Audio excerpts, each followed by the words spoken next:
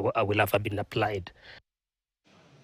Na takriban wawakilishi wanawake 10 kutoka maeneo mbalimbali nchini wamewataka wapiga kura kuwachagua wanawake wengi zaidi katika uchaguzi mkuu mwaka 2027 ili kulisaidia taifa kutimiza matakwa ya katiba kuhusu kanuni ya thuluthi mbili ya usawa wa wakilishi wa kijinsia.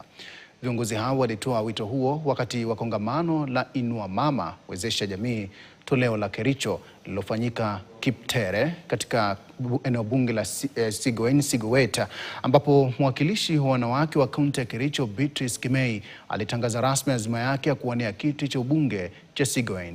Walisema wanawake wanaendelea kuonesha uwezo mkubwa wa uongozi na kujitolea katika maendeleo ya kijamii.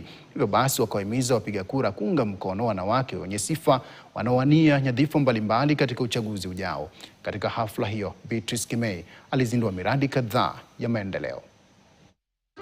Mambo ya two-thirds hatutahitaji kufanya nomination.